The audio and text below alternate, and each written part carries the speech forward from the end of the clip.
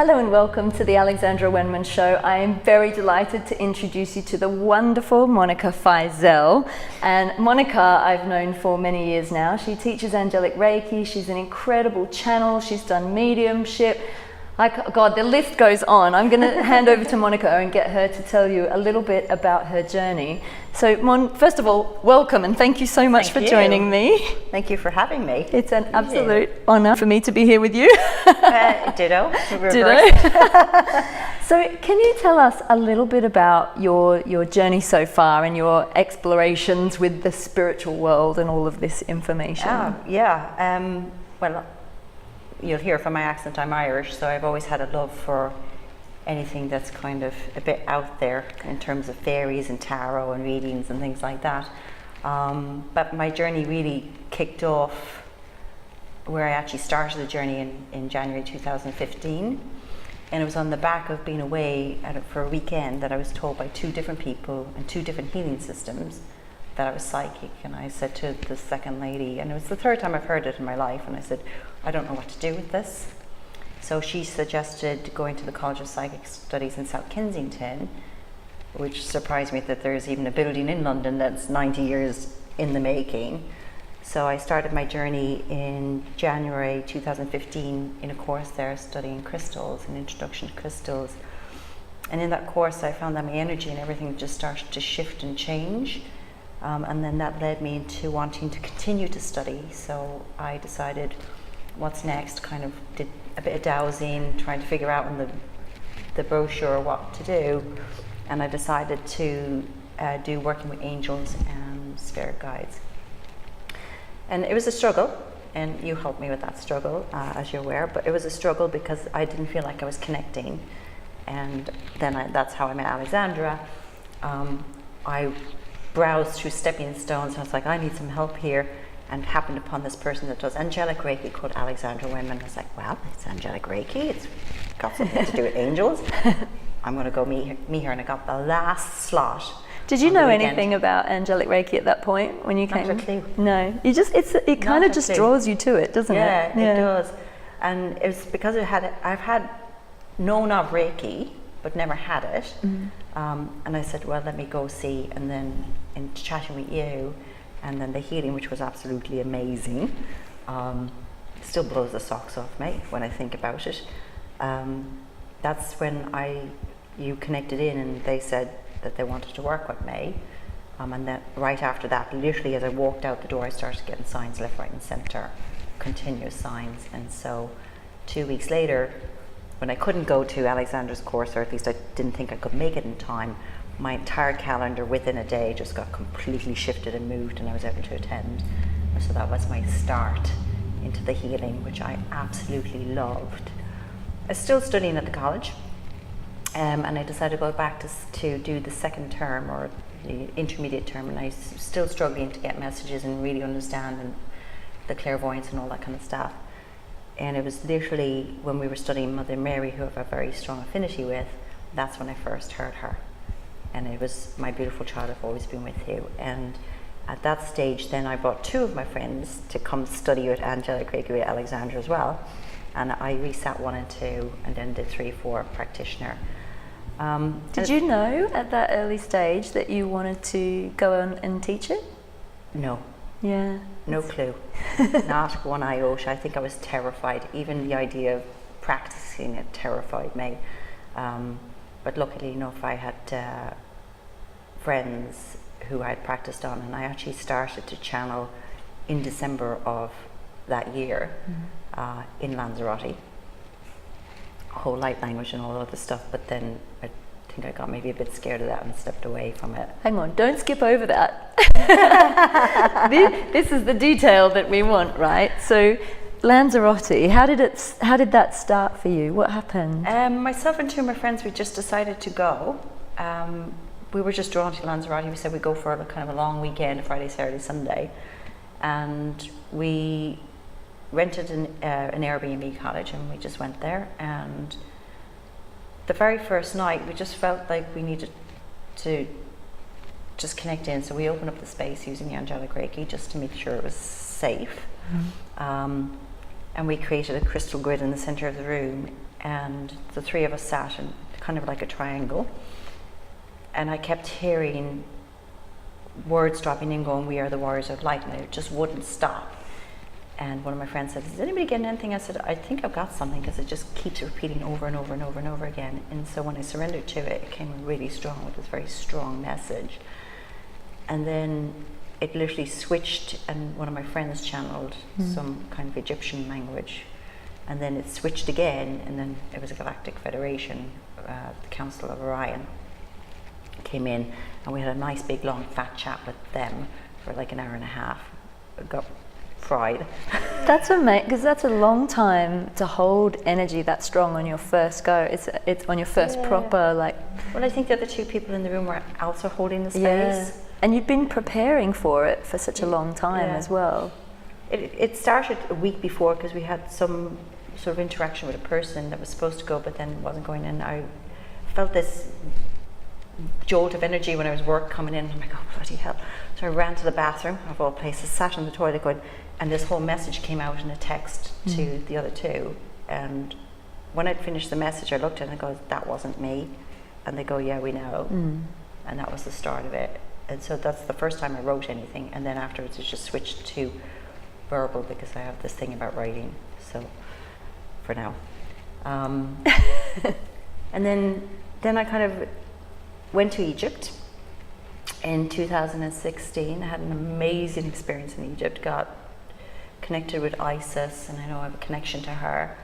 And all around Egypt, I just had a very sensory experience. My whole body just took over and guided me around the pyramids and the temples, opening portals and connecting into energy I didn't even know, but I could feel all the priests and priestesses surround me and guide me in a specific direction around the temples, which was absolutely amazing. And after I came back from Egypt, I did what's called, with the London College of Spirituality, I studied the Divine I Am Transmission Facilitator course, literally 2 days after I came back from Egypt. So I went from being fried to even more fried. But it was amazing, and it was great. And I did some work with Vaz there in helping him hold transmissions. And the first one, Isis came in, and Mary Magdalene and Jesus. So that was really interesting. And then that led me on. I knew I wanted to do something else, and I got drawn towards Atlantean Healing. It was a system by Birkin Tor. Yes, lovely Birkin. Yeah, amazing system. And I studied with Neil and Zena Hammond. And 2 days before, I was with one of my friends, and we were just talking about auras, and you can feel the aura. And I was like, "Oh, how do you do that?" And he showed me, and then I tried it on him, and my hands stopped, and then it got this kind of past life thing. And I was like, "Oh, what the hell is that?" And he's like, "What are you doing?" So I don't know, it's just there, my hand won't move. And he's like, "You need to move it." I was like, "Okay, fine, I'll move it." 2 days later, when I was studying the Atlantean Healing, that's exactly what I was doing 2 days before. So I studied that. And then I still kept studying the angels, and I stopped at that point because I felt that my energy no longer resonated with my teacher at the time, and I think that's fine, we changed teachers. Yeah, of course. And I started studying scrying. And I enjoyed it, and that just helped me deal with different, like crystal balls and whatnot, and candles and water scrying and all that kind of stuff. And then that led me into studying mediumship, formally studying mediumship. I just want to say to our viewers as well, because the whole time you were going through this journey, you were also simultaneously living a very normal 3D life, right? Yes. So what were you doing for work during this time? I was working for an outsourcing company in London. I came back from the United States in 2013 and worked with them until January 2016 when I was made redundant. And then that gave me like a year and a half off, and I've since gone back into that, and which helped me start the foundation for building my website, opening my own side business and all of that. And I've since gone back into the field that I was in, which is financial services. So I find it so interesting. This happened to me, and it happens to a few people I know, where you're sort of on your spiritual path, learning about all this stuff, learning how to channel, learning the mediumship, doing the courses, really, really studying everything, but in your normal job. And then I think we had a similar experience where, you know that you got made redundant, am I right? Yeah. Same thing, spat out of the normal job. They're kind of thrown into the spiritual world for a time. And then the same thing happened to me, where I had to go back to freelance, back in magazines as a normal job, but almost from a different mindset. It was like a whole journey coming full circle. I think it happens sometimes to show you how much you've changed, or maybe to show you kind of that the work you're there to do is from the inside out. How has it affected you going back into that world, also knowing that you're a teacher of these systems, you've graduated now, so you're taking all this wisdom back into that world with you. How are you feeling around the whole thing? Actually fine. I wasn't even looking for this job. I mean, I should have been looking for the job. The savings account kind of dwindles down, but a recruiter whose first name was Michael, and I have a deep affinity with Archangel Michael, was the one who called me out of the blue.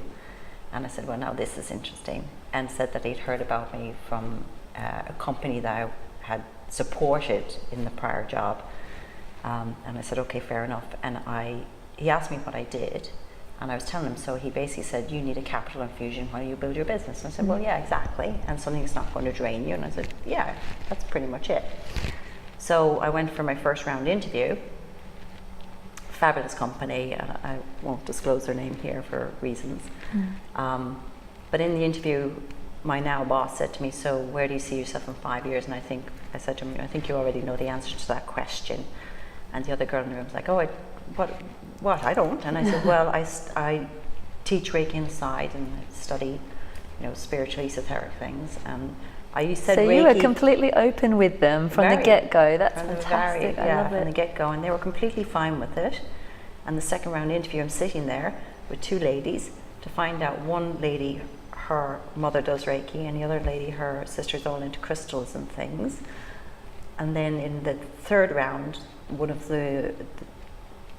I met a number of people, but one of the guys, his wife does Angelic Reiki and Fairy Reiki and readings, and I'm sitting there going, well, now, if this isn't the universe showing me that there is good energy in the financial services sector, and there are companies and people who are getting impacted by it. Yeah.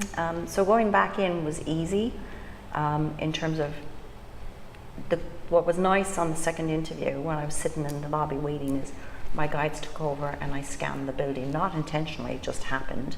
And I could sense the energy in the building, and I knew it was just pockets of stress, but nothing that was negative. And where I'd been before, it was so toxic in the environment, and it was post the crash and everything else that I didn't want to go back in. I just said never again. But they showed me what it was and that it was different.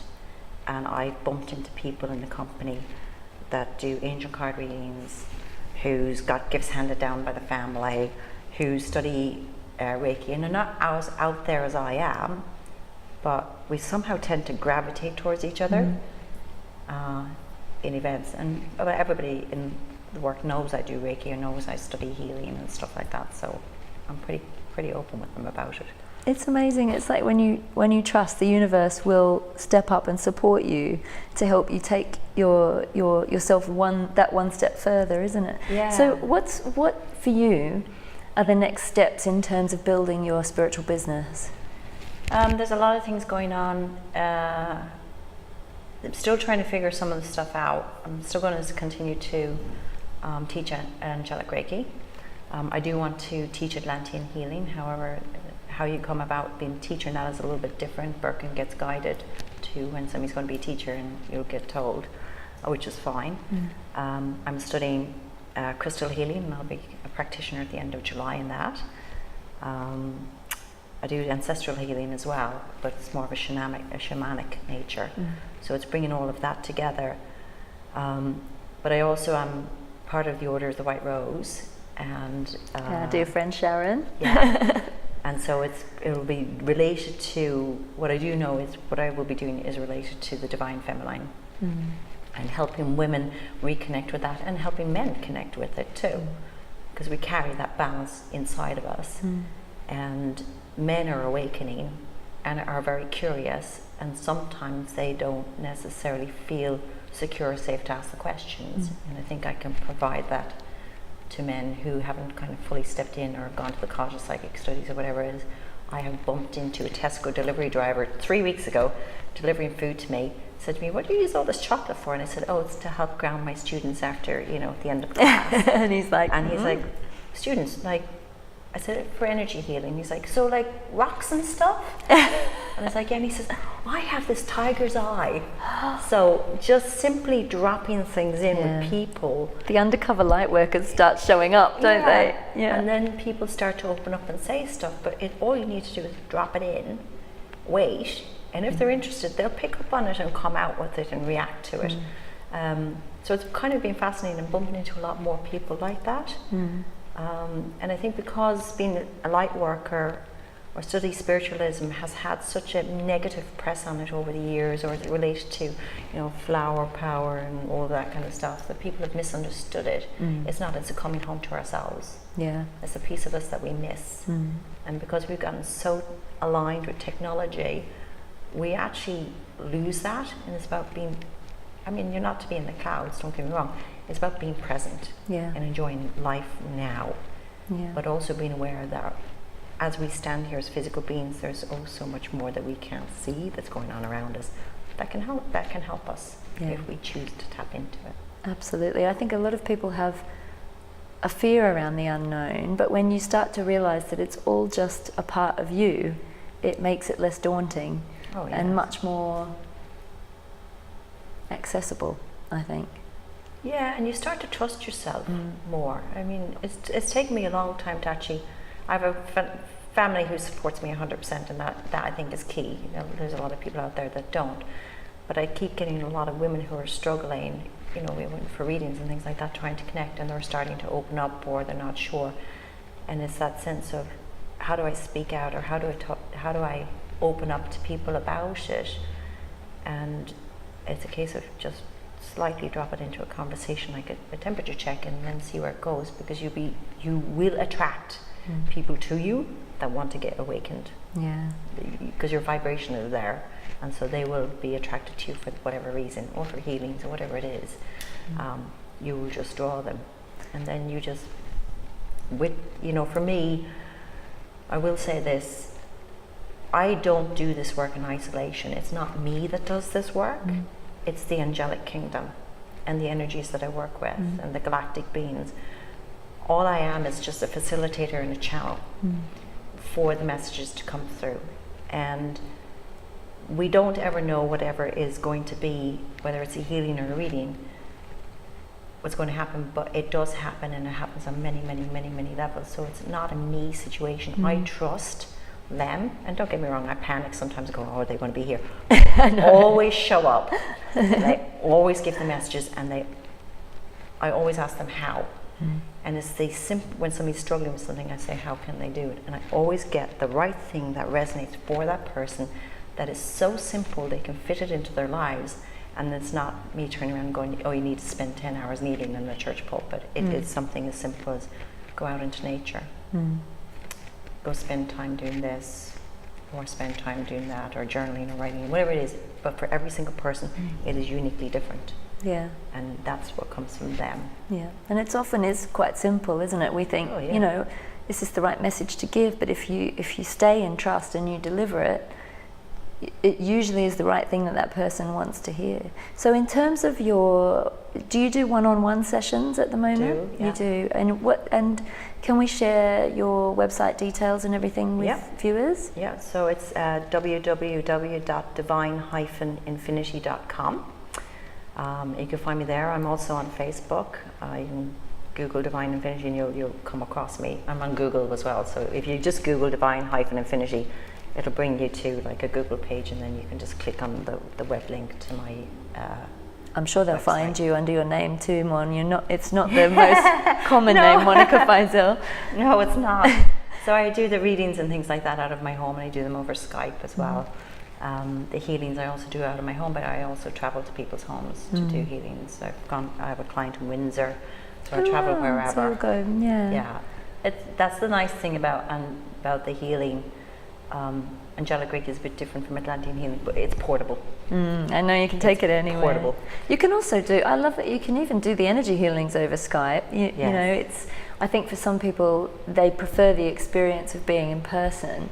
But I've done psychic surgery over Skype, and the energy is just as potent. I think something to explain to people who might not be so familiar with energy healing and the way that energy works is that energy is everywhere, and we can actually project our consciousness into a space to work on the person. So remote healing can be done anywhere, and you'll be able to feel it just as you would in a session. I mean, you might not feel the physical hands-on, but the same thing is happening. The cells are rearranging themselves accordingly. Yeah, completely.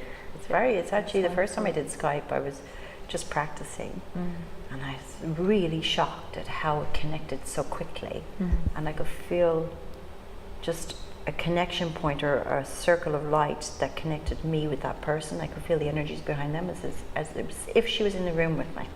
It was surprisingly.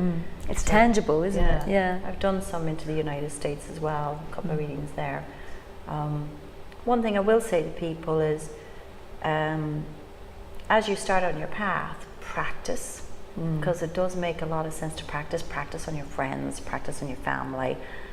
Even get your friends to refer friends. Look, people are always keen for a free reading when you're trying to practice, and going from doing like 20 minutes to doing a full hour, and I forced myself to do it, was really difficult the first 1 or 2 times, but the energy does flow, and it's part because the intention is set by the person to come, and you just have to trust the energy that's going to be there with you, that's going to support it, and that's it.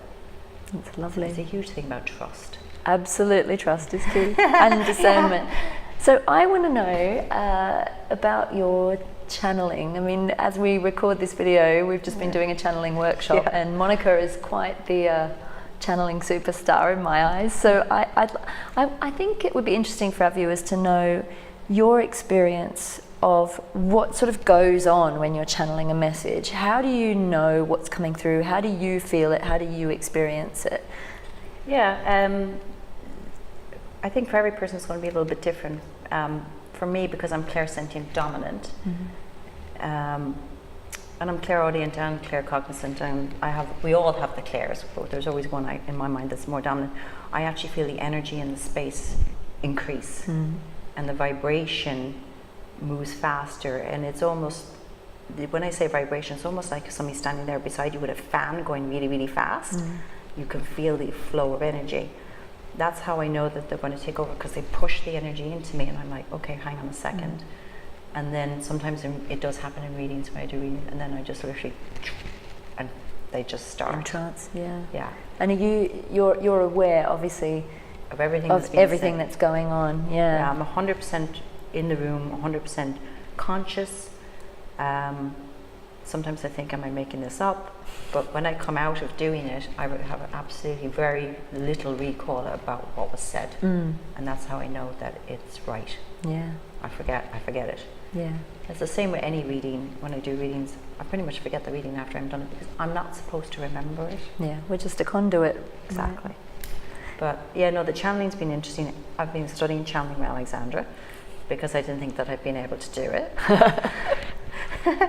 Every single time I'm with her, it does work when I study with her, but it's not something that I switch on and switch off so easy, and that's why I'm studying the course with you. This 5-week course is to be able to literally just be, I guess, more willing to just let it flow. And part of that is which we discovered in the last course, past life stuff. So clearing, as you clear your past lives, other stuff comes true, and then it's also being confident to just let it happen. We had a great one today, can't remember any of it, but I knew as we were going around the room it was going to happen, because I could feel the energy and words were coming in, and I'm like, oh God, here we go again. But physically, to get back to your question, my heart just starts to race really fast. I feel the energy, and then it's a case of, I literally have to say I surrender, so that I can step out and let them step in. And depending on the frequency, I will, as I'm in the space, I can physically start to shake, because the energy is moving that fast. But it tends to be okay. Today's was quite strong. Very So strong. the energy was very, very fast coming in. But then, you know, they're nice in terms of they come in fast and then they'll gently step back away and keep me grounded at the same time. And for you, how do you discern? Because we've been looking a lot at this discerning between what's a positive energy and what's a not so positive energy. For you, what's your main, I suppose, compass to navigate whether it's a good or a light being, or maybe a being that's not of the light? How do you discern? Just for people who are watching this who might not be familiar. I do say you have to go with your gut instinct on it. It's never going to steer you wrong. When I sense an energy coming into a space, and look, I can sense dead people and everything else, I'd send a kind of a probe out, going, who are you? What are you? And if my physical body just tingles, that tends to be, there's a very specific way it tingles that I can tell it's okay. If I've met the energy before, it presents itself in the same pattern again. But if it's somebody who's passed on, or dragons or unicorns or whatever it is, the density of them feels a little bit different between each one. So I probe into it, still keeping my shields up. I just kind of send a probe out, and then I get a sense for it. If it's negative or wrong, everything in me just stops before I even start to probe. It's like, no, this is not right. It's a gut instinct, and that's there. I've had psychic attacks or things, and I knew it. I physically knew it. My whole body just went like, wanted to hurl. But I also do trust. I have very strong guides, and Archangel Michael is very much one of them. And he is very, very, very protective of me. And you're right, Al, discernment is a huge thing. Myself and a friend of mine went to something recently, and we walked into the room, and I'm like, something's not quite right here. And it was a case of sitting there, and this is the way I liken it. I detach. I automatically detach, and I become very observant when I feel the energy is not right. And that detachment makes me know this is something I don't want to be engaged in. It's almost like a protective shield. And then I kind of stop. Now, if it feels wrong, that probe doesn't go out. It's just a sense. I'm very particular in discernment around people I work with in terms of teachers. Teachers have been referred to me, or I found you, and my energy just resonated with yours. But if it's wrong, I will step away. And teachers shift over time too. The same way I knew that it was I could no longer study the angels with this one teacher, because my time was finished. And that usually shows itself in I'm getting bored, or I'm not learning, or I want to be out of here, I don't want to go to class. That's how it shows up for me. And if you ignore it, you'll be spat out. Something will happen, and it will be less comfortable. I always find that the universe will pull the rug out from under me if I'm not listening, if I'm not moving myself. Like with a job or with a teacher, I've had it in the past, or it just starts to get uncomfortable, or maybe an issue arises with that person, and it's like, time to move on now. And it doesn't mean that you won't encounter that teacher again. Not at all. It's just for that at that moment in time, you nothing to offer each other, and then you bump into them again, or there's another course that they run, and you're like, I want to do that, and then you come back together again. That's how I believe it works, is because we all shift, and our guides are always constantly changing. That at that moment of time, it's not what I need, and it's okay to step back and to it's say okay. no. And you know, I did step back from studying mediumship this past term, but it felt like the right thing for me to do, even though I felt guilty about doing it because I really like the teacher. This just felt right. Everything about it just needed to be done that way, because I need to have space for the new stuff to come in, which is coming. So I'm just going to sit and kind of wait to see what's coming. And it is to do with Mary Magdalene, and it is to do with the Order of the White Rose, and there's a Celtic component to it. But I'm waiting to see. It just... You know, walking to work yesterday, Mary Magdalene decides to pop in, and I'm like, oh, okay, well, get me some information about the Marys, and why they were called Marys is so that they could be underground, common, but still priestesses, but still get through it. So no, it's fascinating. I mean, the one thing I do suggest to people is,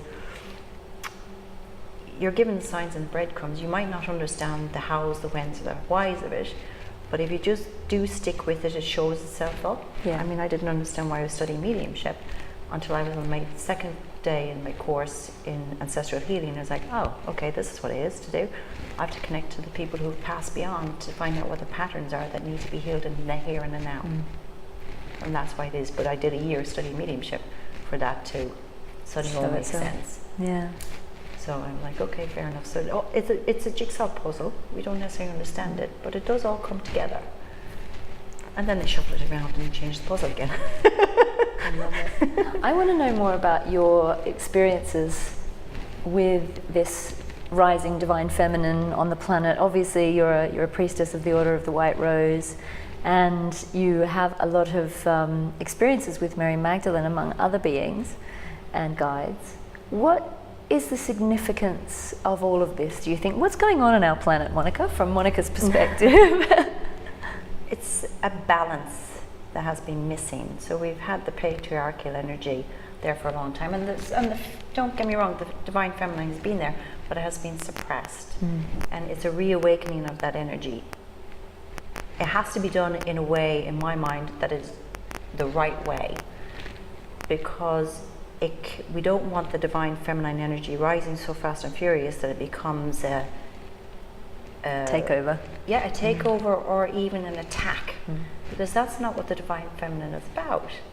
It's about gentleness and love. It's an embracing that intuitive side of us that's there. And a lot of us worked in male-dominated industries, and nothing wrong with it, but you have to be strong. And I think for me, having worked in financial services for like 20 plus years, I've worked on floors where it's just been very few women. I've had to deal with the crude comments and stuff like that. It doesn't bother me, actually. It's like water off a duck's back. I just laugh at it. But other people can't necessarily handle that. But it taught me to be strong. And the divine feminine energy is as strong as the divine masculine energy. It's just now it's rebalancing the energy in the planet. And whilst I appreciate the Me Too campaign, it's quite aggressive in January, but you can feel that has tapered off and it's become a lot more gentlified. Because it was a danger of it being another us against them energy, and that's the old paradigm, isn't it? And that's not what it's about. It's not what it's about. It's just bringing balance to everything, and doing it in a gentle, kind, and loving way. And it's a case we're all on the journey, and it's just bringing ourselves back to source, back to soul, and it has to go back in balance. The divine feminine and divine masculine. I mean, it's for men as well, because they're predominantly masculine, so they do have a feminine aspect, and they have an intuition, so it helps them connect into that. The same thing with women. Sometimes it's actually helping women connecting with the masculinity inside themselves to actually standing back again in their power that they let go, past lives or whatnot. So it's creating that balance, that yin yang, where there's light, there's dark. It's all about balance. Love, hate, you can't have one. One doesn't exist without the other. Without the other.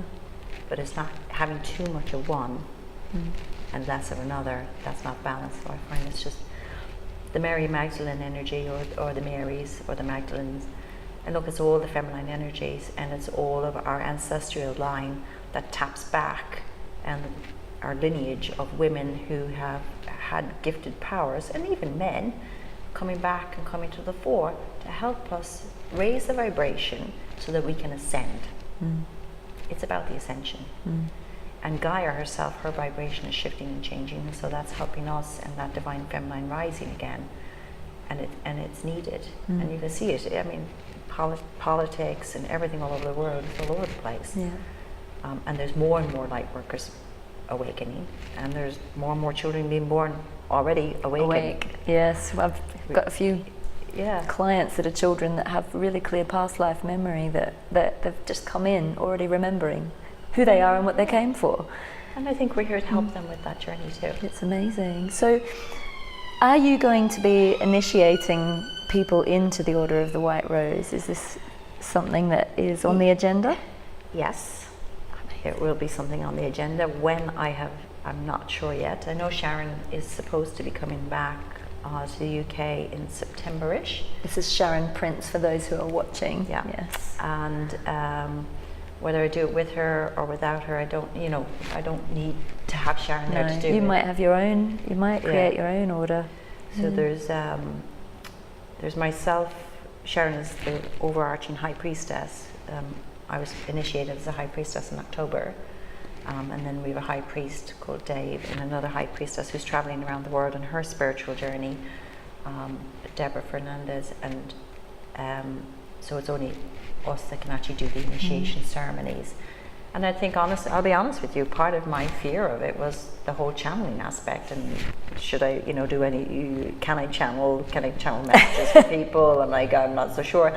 Because Sharon is a phenomenal channeler, and she channels Mary Magdalene for like 2 hours straight when you've been initiated, and giving people individual messages, and that's like daunting to look at. But I know I can do it, and Isis called me to do it.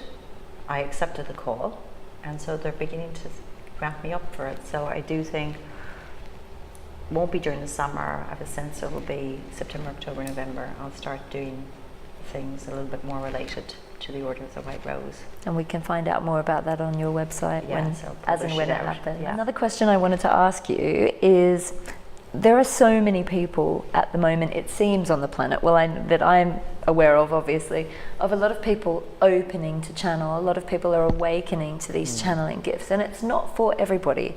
But why do you think there are so many people that are now awakening to this particular gift of being able to relay messages and energy in this way?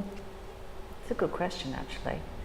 I think in terms of, you need to look at channeling in more than one way. It's a case of, so you have your trance channeling where you completely surrender and you have no recall of the whole lot, and then I guess we call it direct channeling, where you're still present and you let a message come in. And then you also have channeling in terms of healing, because you're channeling the energy in to help heal a person, or even holding space. And it's a lot because people are searching. I think people are searching, and because when you think about the law of attraction, which has exploded over the past couple of years, people have sent that signal out. And so the universe is now beginning to respond, and it's only starting to respond now because the vibrational frequency of Gaia's ascending and the crystalline grids around the planet have been healed. In 2011, 2012, that's where all that started to happen. And this is long before I awakened. I remember somebody saying to me, December 21st, 2012.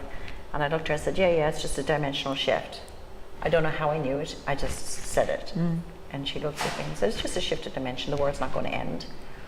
And because that dimension has shifted up, the frequencies are able to come in. And I think that's where the collapse of the masculine energy, the patriarchal energy, has done that. Now, I have to say, Dan Brown's book, The Da Vinci Code, certainly was a massive eye-opener for people. Now, that's based on other books as well, of course, which we know about. But it kind of entered it into the mainstream consciousness. Yeah, it's really clever. It's the same with Star Wars and all of those films, isn't it? It's truth wrapped up in a seemingly fictional story. And if you go to any of the movies now that have anything like that, and you sit there and you're awakened, you'll actually feel the energy pump off the screen at you, because the messages have always been there, they just haven't been able to get out.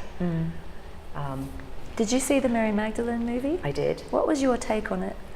There was an awful lot unsaid in there. It's not a true representation, in my mind, of her life and who she was about. It's an aspect of it. Agreed, yeah.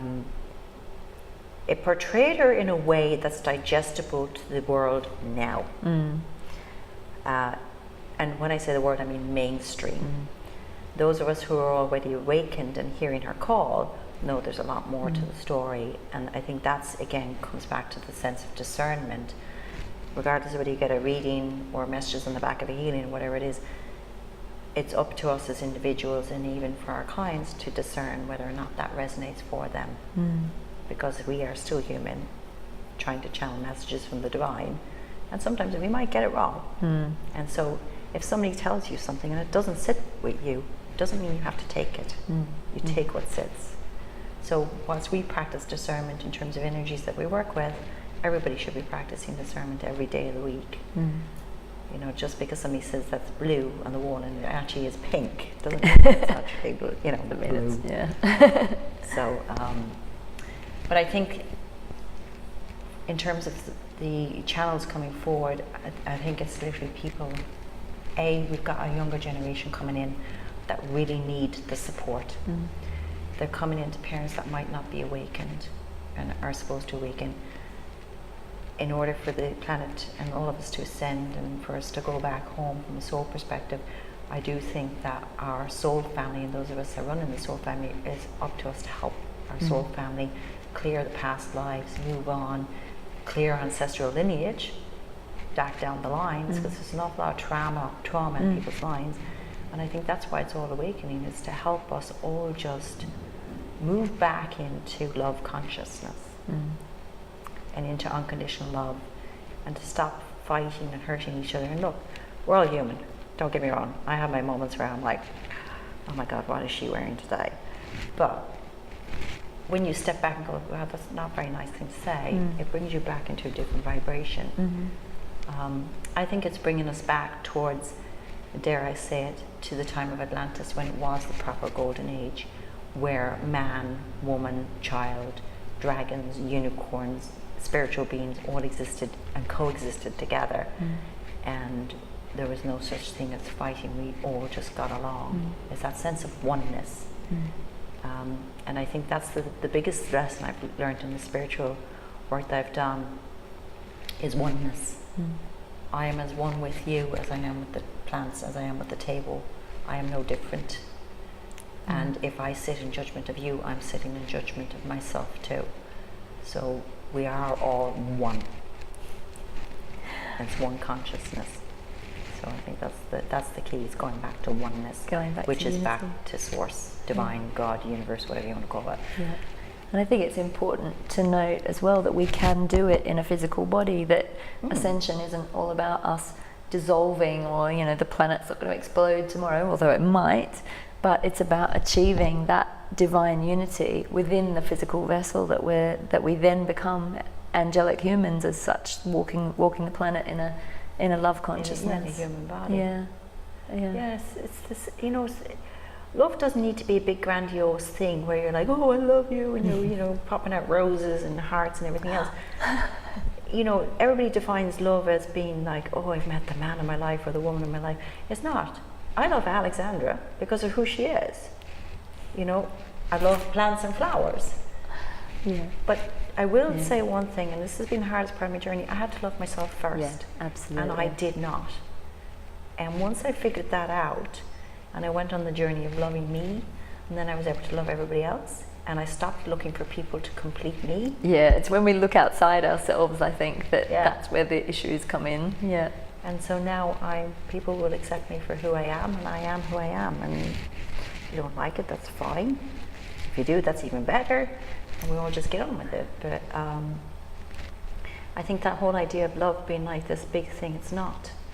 You know, the love of your pet is as important as the love of a partner. It's the love of a stranger, and it's literally just, I did have that experience recently. It was amazing. Unusual man walking down the street, bit quirky. Couldn't tell if he was homeless or not, but he didn't seem that way. He just quirky. And a woman came running towards him, frightened the hell out of him, and he jumped out of the way. And I quickly walked past him, and I was just listening to music and whatnot. And then he walked past me, and as he walked past me, he turned and looked at me, and I turned and I just gave him a big smile, because I recognized he was different, but there was something nice about him. And then he turned and he reached into his pocket, and I was like, oh my God, what have I gotten myself into? And out he pulls a rose and he hands it to me. And it's just because I smiled at him. Yeah. Because I saw a person who got scared, who is very unique in his own way, and different because he doesn't fit into the standard of people walking quietly down the road, talking to himself and whatnot. But he was just had a nice way about him. You saw the truth behind, behind the veneer. And we're so focused on like this stuff. Sometimes we forget it's taking a moment to smile at a stranger, look at children play in the park, you know, see the fox run across the road, smell the flowers, unless you have hay fever and it's going to kill you, then don't. But It's those simple pleasures, and when you enjoy those simple pleasures, you're enjoying life, and you start to love yourself too, and love everything around you. And look, it's always a struggle. Don't get me wrong. I can't perfect it. That's the human side of me, but do me damnedest. But you are divinely perfect, my darling, am indeed. even in our imperfections. Exactly. I loved that. That was actually going to be my next question. How have you changed since you started this journey? And I think you've summed it up so beautifully. It's been I wouldn't change it for all the tea in China. I wouldn't change my entire life, because I've learned a lot of lessons along the way, and I have no regrets. And I won't have any going forward. Mon, thank you so much My for pleasure, being thank with you. me today. Do you have any parting words for our viewers today? Yes, do love yourself. It is really, really, really important. Take time out from the electronic world that you're in. But keep watching the YouTube channel. Yeah. Enjoy life. Enjoy everything Yeah. it has to offer. It goes by so quick, and it's actually going by faster every day.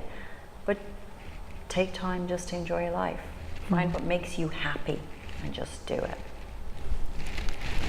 Perfect words. I have nothing more to add to that. I think she summed it up really well. Monica Fizelle, it's been an absolute honour to speak with you today. Alexandra, thank you so much. Just to remind our viewers, it's divine-infinity.com if you'd like to get in touch with Monica and book a session or check out her workshops. And I'm very much looking forward to when Monica's going to be initiating people into the Order of the White Rose.